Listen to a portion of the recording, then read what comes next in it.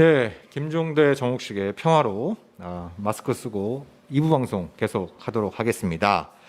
자, 1부 때는 어떤 전자권 전환의 순환사 이게 될 듯 말 듯 하다가 계속 안 돼 왔던 본질적인 이유를 중심으로 짚어봤는데요. 2부는 그러면 지금 문재인 정부가 임기 내, 즉 2022년 5월 9일 이전에 전자권을 전환하겠다라고 약속을 했는데 이게 지금 불확실해지고 있는 상황에 있습니다. 그래서 우리 지금 뉴스 럼럽님께서도 질문을 주셨어요. 문재인 정부 때는 전자권을 가져올 수 있을까요? Yes or no? 아니, 난 결론부터 말씀드리자면 지금 상황을 보니까 네. 아무래도 예스라고 말하기는 어렵다. 예. 거의 뭐 어렵다. 연기되는 분위기다. 연기되는 분위기다. 예. 그러니까 이게 너무 씁쓸한 것 같아요. 그러니까 네, 우리가 아직 뭐 네. 2년 가까이 남았으니까 예단할 필요는 없는데, 근데 이게 굉장히 좀 씁쓸한 상황은 뭐냐면 이 전자권 전환한다고 해서 이 엄청난 국방비를 쏟아부어 왔고 남북 관계와 또 한반도 평화 프로세스에 여러 가지 좀 부정적인 영향을 주면서까지 한미 연합훈련을 해왔단 말이에요. 예? 예? 그렇죠. 예? 근데 또 안 되는 건가? 이게 안 된다고 하면 그 안 된다고 하는 본질적인 이유가 무엇인가? 그럼 이 본질적인 문제는 이게 극복이 불가능한 건가? 해결이 불가능한 건가? 이런 질문들을 좀 다뤄봐야 되지 않겠습니까? 네, 그러니까 사전에 그 과정에 대한 설명을 드리면 이명박 대통령이 전자권 전환에 가장 열심이었습니다. 네. 그래가지고 집권하자마자 그 2012년이 이제 임박해지니까 그거를 미국하고 다시 협상에 2015년으로 연기를 해요. 그랬죠. 전자권 전환 시기를. 그러니까 거기서 우리가 정확히 짚어야 될 건 뭐냐면 보통 알려진 거는 그러니까 2009년 SCM 회의 때까지 한미 연례 안보회의에서는 2012년 4월 17일 전자권 전환 계획을 차질 없이 추진한다라는 합의가 계속 들어갔었는데 들어갔었죠. 2010년이 되면서 바뀌지 않습니까? 분위기가 바뀌는데 보통 알려진 거는 3월 26일 천안함이 침몰하면서 한번도 안보관계가 이제 그 굉장히 안 좋아지면서 이명박 정부가 미국의 전자권 연기를 타진한 거다. 그래서 그렇게 합의된 거다. 라고 하는 게 보통 이게 알려진 건데 진실은 좀 다른 데 있습니다. 제가 이 부분 관련해서 미국의 이제 외교문서에서 그 내용을 찾았는데요. 진실은 좀 다른 게 일단 이명박 정부가 미국의 전자권 전환 연기를 처음으로 타진한 시점은 2020년 2월 16일입니다. 그러니까 천안함 침몰 보다 한 40일 전이었던 것이죠. 네. 그래서 미국 쪽에서 좀 의아했어요. 불과 그 석 달 전에 있었던 SCM 회의에서도 계획대로 하기로 했는데 얘네들이 왜 이러지? 그거 이상득 의원이 그 버시바우 찾아가서 나는 뼛속까지 친미고 친일이라고 저기 뭐냐 하면서 저 노무현이 한 거 그거 반미주의자 뭐 그러니까 그런 얘기들도 있었는데 뭐 해가지고 당시 미국 대사관의 해석이 굉장히 좀 흥미로웠어요. 왜냐하면 미국 대사관의 해석은 당시 국내 정치적으로 가장 큰 논란거리가 뭐였냐면 행정수도 이전 문제였잖아요. 이명박 정부는 뭐 수정안 이런 것들을 해갖고 좀 행정수도를 이전을 가급적 좀 흐지부지 하려고 하는 이런 게 있었고 박근혜 그 한나라당 전 대표는 이게 뭔 소리냐 원안대로 가야 된다. 그래서 MB의 수정안대 박근혜 원안이 막 충돌하면서 이른바 친박과 친일 사이에 막 갈등이 막 격화되고 있는 국면이었어요. 근데 이런 상태에서는 2010년 6월 달에 지방선거를 제대로 치를 수 없으니까 이명박 정부가 뭔가 보수층의 결집을 시킬 수 있는 뭔가 아젠다가 필요하다. 그렇지. 그게 바로 전자권 전환 연기다. 라고 하는 게 저의 해석이 아니라 당시 미국 대사관 해석이더라고요. 그렇게 해서 그 2015년으로 연기가 돼요. 그렇죠. 연기되죠. 근데 연기하면서 또 묘한 일이 벌어지는데 그게 2014년에 합의한 건데 2015년까지 가져온다 이러면 그냥 끝나는 거예요. 그렇죠. 그런데 그게 아니라 뭘 또 거기다 구질구질 단다고. 그 후에 이제 박근혜 대통령 때까지 이게 박근혜 대통령은 전자권은 2015년 준수하겠다가 공약이에요. 대선 공약이었죠. 그래가지고 있는데 문제는 그 접근 방식의 차이인데 그 시기에 의한 접근을 폐지하고 조건에 의한 접근으로 바꿉니다. 그러니까요. 그러니까 이게 뭔 얘기냐? 2012년이냐, 15년이냐, 그냥 시점만 정해놓고 준비하면 될 거 아니에요. 그렇죠. 예. 근데 준비해도 가져올 조건이 안 되면은 그건 무효라는 거예요. 네. 이게 그래가지고 조건에 의한 이게 이제 김관진 훗날 그 국방장관의 발명품이거든요. 네. 그 내용에 따르면 자 시기에 연연하지 말자. 네. 조건이 세 개만 충족하면 된다. 네. 첫째, 그 한반도 주변 안보 환경이 전자권 전환에 우호적이어야 된다. 네. 그럼 주변 환경이란 일본, 중국, 러시아가 다 너무 들어가는 웃겼어요. 거예요. 그래서 네. 동북아가 평화가 와야 근데 나날이 중국 커지고 있고 러시아 아니, 그러니까 너무 푸틴 웃겼던 나날이 게, 그러고 저 기억나는 게, 여러분 한반도 안보 환경이라 그러면 이해가 돼요.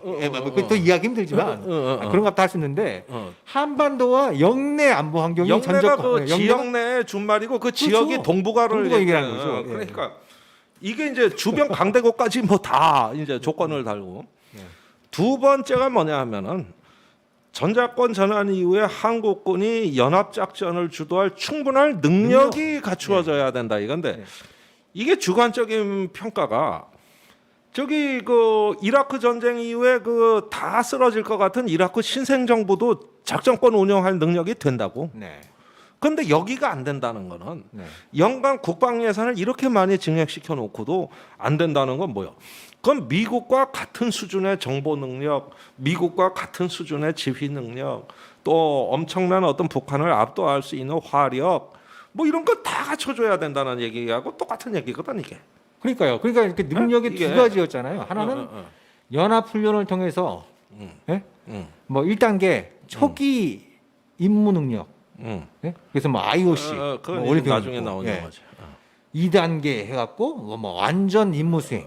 뭐 3단계 그걸 뭐 최종 예. 임무 수행 능력 이런 것들은 이제 그 나눠가지고 건데 충족해야 그런 게 된다 있고. 이런 걸. 예. 그래가지고 막 쪼개. 그러니까요.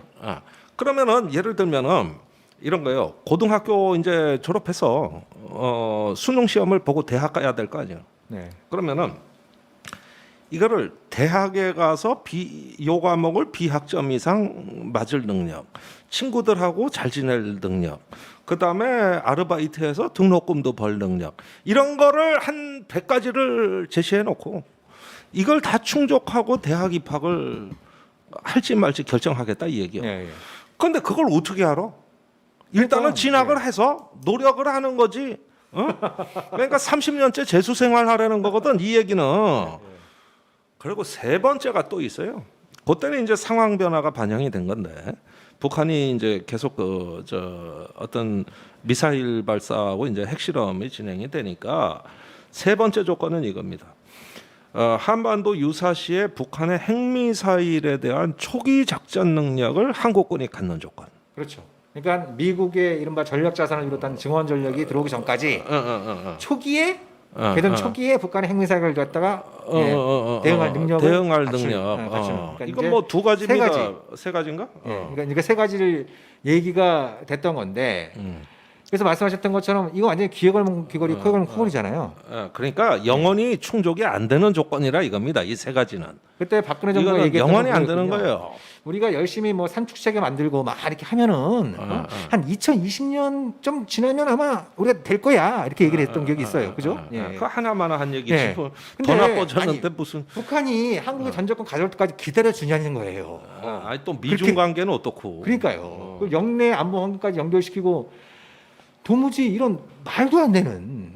그러니까 무기한 연기한 문서나 다름없는 건데. 네.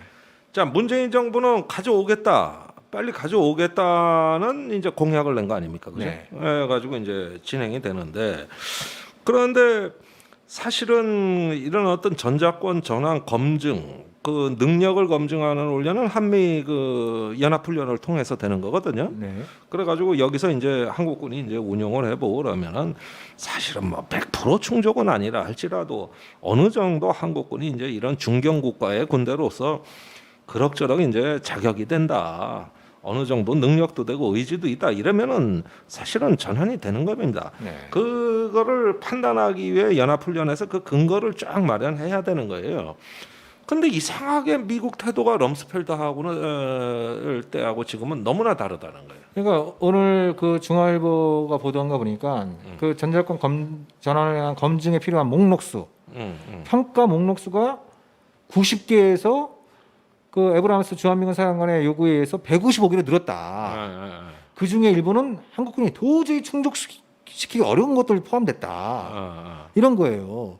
그러니까 미국이 우리가 이제 따져봐야 될 문제가 미국이 정말 전적권을 주고 싶지 않은 형태로 좀 태도 변화가 바뀐 건가? 바뀐 거라고 봐야죠. 네, 바뀐 건가? 그럼 그게 왜 그런 건가? 이걸 한번 따져봐야 될 게 있고. 그게 이상한. 또 하나는 이게 불가항력인 건가? 아니 사실 좀 창피하잖아요. 전자권을 갖다가 이렇게 오랫동안 못 가져온다는 건데. 아니 그래서 뭐 예를 들면 뭐 시험 치듯이 1단계, 2단계, 3단계를 쭉 준비해왔는데 갑자기 시험 문제 수를 갖다가 90개에서 155개로 늘려버린 거 아니에요?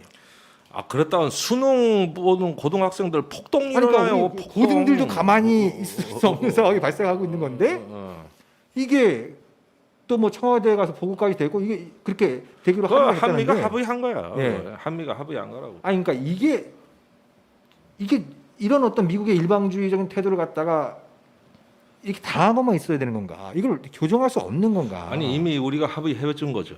저는 문재인 정부도 동의했다고 봅니다. 네. 그러니까 이건 뭐냐면은 이제 한반도 비핵화 협상이 교착 상태에 빠지면서 네. 사실 조만간 비핵화가 되기는 어렵다는 비관주의가 1차로 반영이 된 것이고 네. 사실은 저도 이제 더 이상 뭐 조만간 이 문제가 네, 해결될 네, 거라고 보지 않아요. 네, 네. 거기에는 어떤 사정이 있을 거고 네. 상당히 장기간을 요하게 될 것이다. 저도 그거는 인정을 합니다. 그런데 이 교착 상태가 이제 비관적인 어떤 그 상황에서 지금 어떤 거 좀 안보의 체제에 변화를 꾀할 수 있는 이게 가속화되는 게 맞느냐 이런 부분에 대해 가지고 문재인 정부도 난 동의를 한 거라고 보고 네. 두 번째는 조금 그 지정학적인 문제, 그 미중 관계의 어떤 갈등 속에서 미국이 한국을 하위 동맹으로 더욱더 강하게 결박시키려는 의도가 전자권 전환을 어렵게 만드는 요인으로 작용했다고 저는 봅니다. 네네. 그러니까 지금 미중 간의 갈등이라는 게 이게 어떻게 보면은 뭐 거의 뭐 신냉전적인 분위기도 불사할 태세고. 미국에서 이게, 뭐 중국 공산당 정권 교체까지 얘기 나오고 있으니까요. 참나 미쳐 내가. 그런데 한국이 자꾸 무슨 뭐 이런 어떤 그 미국 주도의 전략 질서로부터 일탈하려는 조짐을 보인다는 의심을 네. 이걸 누가 그 고자질을 많이 하면 아베가 네, 네. 미국에 가서 고자질을 많이 한다고요. 네. 그러니까 여기서 어떤 그 전자권 전환으로 한국이 자주감이 자주의식을 자꾸 고취했을 때 혹시 중국화되는 어떤 흐름하고 같이 맞물려 가지고 네. 굉장히 미국으로서 전략적 손실이 있는 거 아니냐 이런 식의 어떤 그 미국이 자기 주도의 지역 패권 질서 이런 것들 강하게 주장하는 게 난 또 영향을 줄 수 있다고 보는 그러니까 여기서 짚어봐야 될 게, 그러니까 그 조지 W 부시 행정부 때는 이른바 한미 동맹을 지역 동맹화하고 주한미군의 전략적 유연성을 추구하는 그 본질적인 목적은 이제 중국 견제 공세에 있었단 말이죠. 그것 때문에 전적권을 빨리 가져가는 건데 지금 그 김종대 본부장님 말씀은 또 많은 분들이 그렇게 얘기하세요. 실제로 미국이 좀 전적권에 대한 입장이 바뀐 것 같다. 자기가 뭐 인도 태평양 전략에 한국 하이 파트너를 끌어들이기 위해선 전적권을 자기들 계속 갖고 있는 게 더 유리하다고 판단하는 것 같다. 이런 얘기들이 실제로 많이 들려와요. 예. 그러면 부시 행정부 때하고 지금 이 생각이 좀 달라진 게 팩트인 건지도 좀 우리가 좀 점검이 필요한 거고. 그건 점검이 필요합니다. 예. 더 중요한 문제는 만약 그렇다면 그러니까 미국이 전작권을 계속 갖고 있는 게 자기들의 어떤 대중국 봉쇄 전략에 한국을 하위 파트너로 끌어들이는데 더 유리하다는 판단 때문에 그렇다고 한다면 더더욱 더 빨리 가져야 될 문제죠. 그러니까 이게 지금 우리로서는 이제 결심의 시간이 임박했다고 저는 보는 거거든요. 네. 사실 보십시오. 일본의 저런 경제 도발, 작년부터 우리를 저렇게 하고 또 지금 북한을 빼놓고도 지금 이 상황에서 우리가 정신 똑바로 차리고 생존의 길을 모색하지 않으면은 이 대한민국이 어떤 거 낙엽처럼 휩쓸려 갈 수도 있는 아주 불확실한 미래가 전개되고 있습니다. 네. 이럴 때 저 이번에 그 미친 트럼프 같이 저렇게 그 그냥 막 어떤 그 세계 외교의 그냥 일대 그냥 이 풍파를 조장하고 분란을 조장하는 이런 지도자한테 언제까지 끌려갈 것이냐. 또 그 이후에 미국 민주당은 다를 것이냐. 이런 문제들 생각하면은 언젠가는 우리가 저는 뭐 미국이나 일본이나 잘 지내는 게 좋다고 보고 우리가 다 같이 어떤 평화를 위한 협력이랄까 다자주의 안보를 하는 것이 이상이라고는 봅니다. 그러나 국가의 어떤 입장이 자꾸 선택을 강요받고 미중 사이에서 어떤 거 한쪽 편에 서는 걸 강요받고 이럴 때 꼭 대답해야 되는 겁니까? 아, 우리 시간 아직 준비 안 됐어. 우리 더 조금 지켜봐야 되겠어. 그다음에 대한민국은 대한민국 국가 이익이 있는 거야. 이런 거에 맞게 스스로 이제 중견 국가의 생존의 길을 가야 되는 거지. 아이 강대국이 묻는다고 다 예스냐 노냐 답변하다가 거기서 주워 터지고 이렇게 해야 되느냐는 거예요. 이젠 대한민국은 그럴 나라가 아니라는 거거든요. 그러려면은 일단은 국가의 자격과 품격을 높여야 되고 그걸 통해서 우리 국민들의 자존감을 살려놔야 나중에 우리가 어떤 선택을 하더라도 하나의 어떤 결집된 의지로 갈 수 있는 건데. 아니 뭐 화해의 거래 끊어라. 그럼 끊어야 되는 겁니까? 또 뭐 어째야 되는 거야? 그러니까 이런 면에서는 이 전시작전권 문제는 오히려 주변 관계가 긴장과 갈등으로 갈 때 우리 스스로 가는 자주의 길은 더 절박했고 간절했다는 거예요. 그만큼 간절했으니까 노무현 대통령이 그랬지. 그래 아무 일 없었으면 그렇게 했겠어. 지금 우리 부장님이 질문을 하나 주셨어요. 우리 부장님이 전주권 환수에 있어서 미국 민주당이 유리한지 트럼프의 공화당이 유리한지 그러니까 지금 트럼프하고 바이든이 11월 대선에서 맞붙게 됐는데 누가 되는 게 전자권 전환에 유리한지 일단 그런 느낌은 듭니다. 그러니까 트럼프가 될 경우에 트럼프는 일방주의자잖아요. 그러니까 지가 하고 싶은 대로 하는 이런 건데 근데 다만 트럼프가 엊그저께 밝힌 것도 이제 미군의 귀환, 그러니까 불필요하다고 판단되는 지역에서 이제 미군을 빼겠다. 그리고 그래도 미군이 있어야 되는 지역에는 동맹국의 부담을 획기적으로 높이겠다. 빼거나 돈을 더 받아내거나, 뭐 이런 쪽으로 이제 확실히 이제 방향을 밝혔단 말이죠. 그래서 만약에 우리가 대규모의 주한미군 주둔을 계속 고집하는 이런 형태로 갈 경우에는 덤탱이를 쓸 가능성이 상당히 높죠. 그죠? 덤탱이를 쓸 가능성이 상당히 높아지는 부분이고 그 반대로 어떤 한반도 평화 프로세스나 더 나가서 지금 한국의 군사력이 세계 6위로 평가될 정도로 과거에 비해서 뭐 비약적으로 성장하지 않았습니까?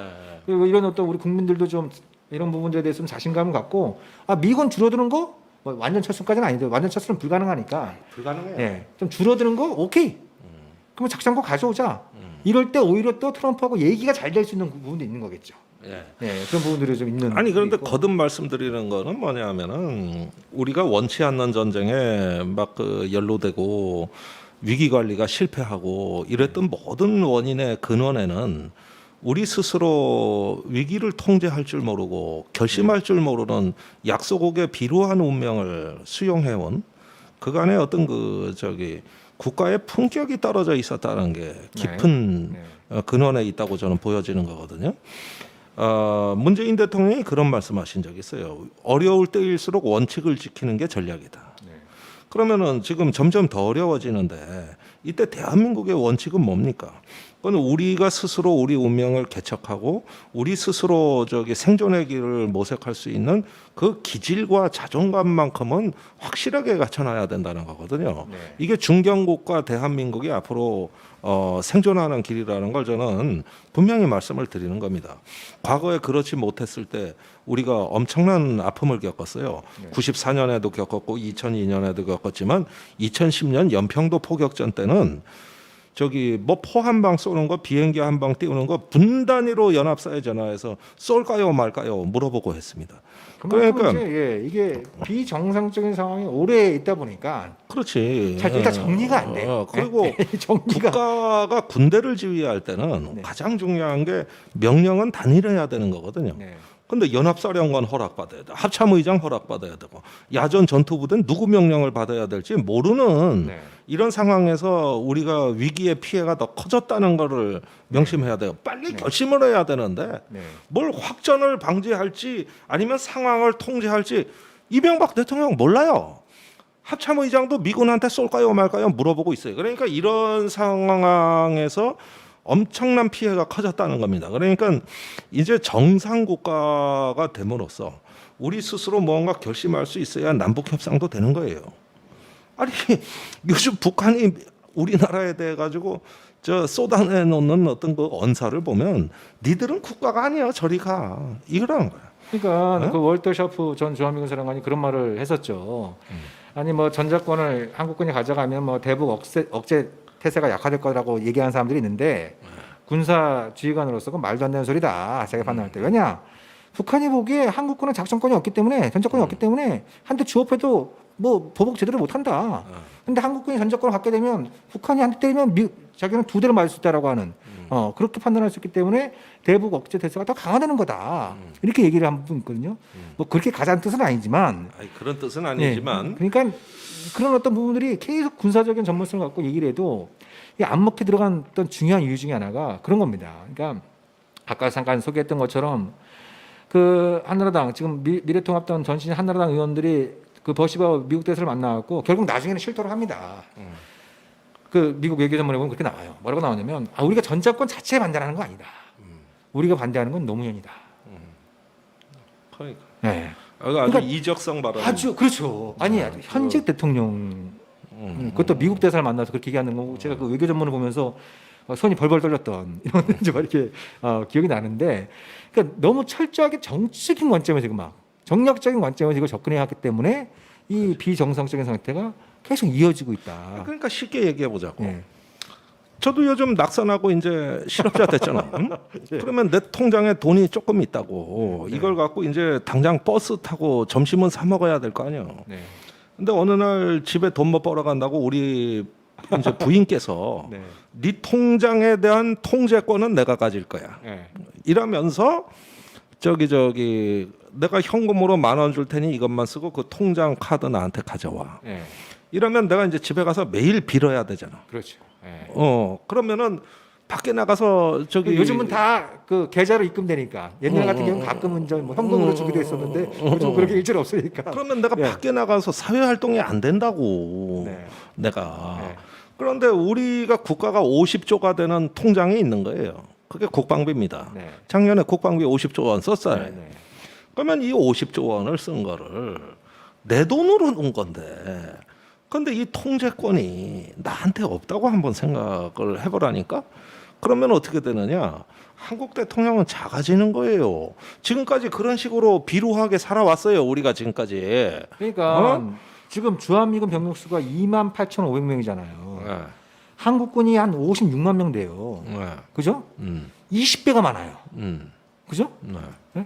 20배가 그렇죠. 많은데 이게 누가 누구를 좀 통제하는지 이 자체가 아니 그러니까 그러니까 이게 어찌되었든 우리가 뭐 많은 논란 속에 뭐 엄청나게 많은 국방비를 투입을 해왔고 또 연합훈련을 통해서 많이 검증을 하지 않았습니까? 근데 뭐 지금은 또 20년째 검증만 예. 하고 있다니까. 계속 모의고사만 치고 있는 이런 어떤 좀 어. 어처구니 상황들이 그 계속 반복되고 있는데 결국 뭐 또 뭐 올해 또 코로나 때문에 연합훈련이 축소돼 가지고 뭐 또 2단계 검증이 제대로 안 돼가고 이것도 내년으로 연기하고 그럼 내년에 하기로 했던 뭐 완전 임무 수행은 또 수년으로 연기가 되고 그러면 끝난 거예요. 또 물 건너 가는데 또 안 그래도 그런 상황에서 미국은 또 뭐 그 문제 개수를 갖다 90개에서 155개로 늘렸다는 등 막 이런 얘기도 나오니까 그러니까 이 정부 하에서도 이게 또 이러다 안 되는 거 아니냐.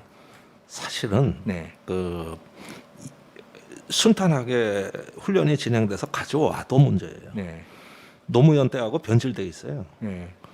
자 미래 연합사령부라는 걸 만듭니다. 전작권을 가지고 그렇죠. 미래 연합사령부를 한국군 장성이 맡아요. 네. 거기 부사령관이 미군 장성이고. 미군 사군장. 근데 이 부사령관이 연합사의 상위 기관으로 강화될 유엔 사령관을 맡는다는 겁니다. 그러니까 이게 그러면 거기까지 어떻게 얘기 되느냐? 넘어가면 너무 복잡해지는데 연합사는 한국군한테 떼주고 대신 나는 유엔 사령관으로서 통제하겠다 이거요. 그러니까 이게 이게 좀 우리 시청자 여러분들이 좀 복잡할 수 있는데 제가 좀 짧은 시간 내에 좀 그 정리를 해드리면 그렇습니다. 노무현 정부 때 합의됐던 거는 연합사가 해체되는 거였어요. 전작권 전환과 동시에 연합사가 해체가 되고 주한미군 사령부는 한국 사령부로 개편이 되는 거죠. 지원은 한국군을 지원하는 사령부로. 그리고 그 전작권은 한국의 합참에 행사하고 그 주한미군이 바뀌는 사령부 바뀌는 한국 사령부에 대한 통제권도 갖게 되는 겁니다. 그리고 그 전부터 유엔사 갖고 있던 정전체제 관리기구의 임무의 상당 부분을 한국군으로 넘기기 시작합니다. 전작권 그 전환 전에도 이렇게 돼 있는 거예요. 사실 그게 FM인 거죠. 그게 원안이.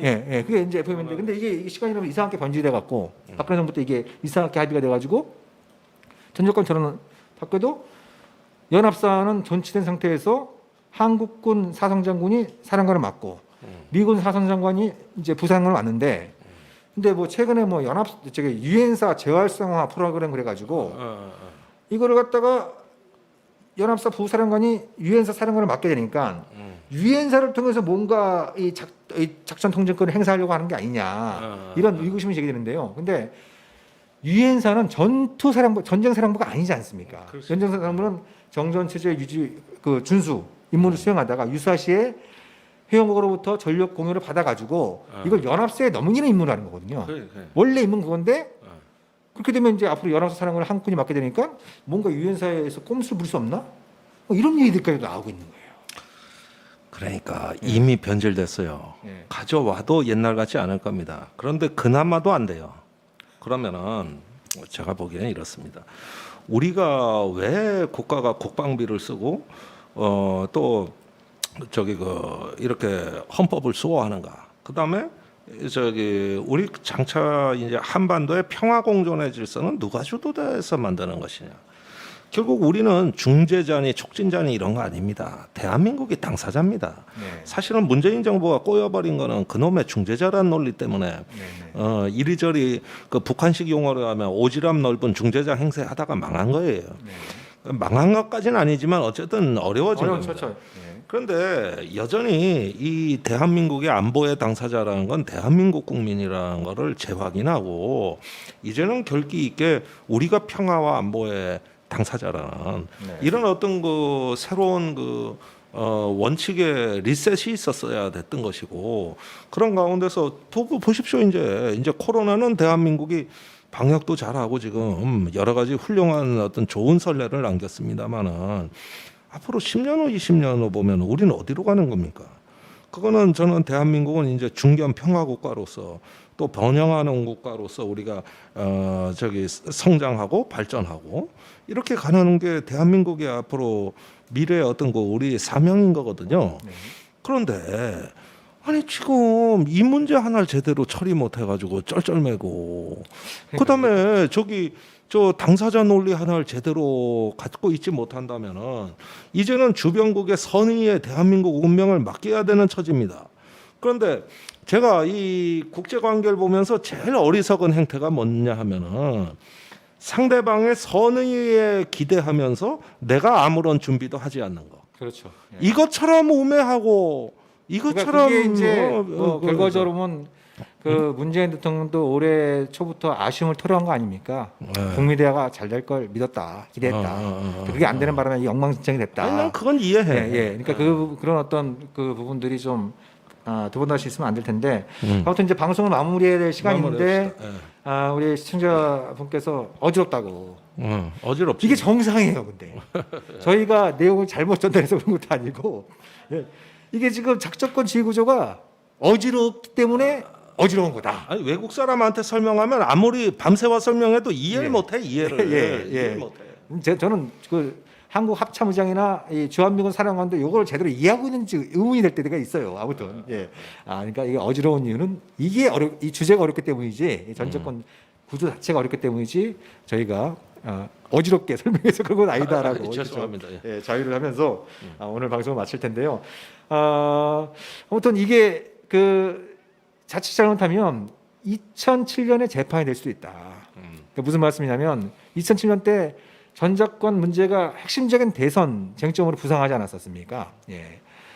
근데 지금 보면은 또 이게 흐지부지 가다 보면은 뭐 그 사이에 뭐 남북 관계가 좋아지고 한반도 평화 프로세스가 재가동되면 다행이지만 그렇지 않을 경우에 이른바 북핵 위험은 또 계속 증대되는 국면에서 2022년 3월달 한국 대선에서 또 이게 쟁점으로 부상할 가능성.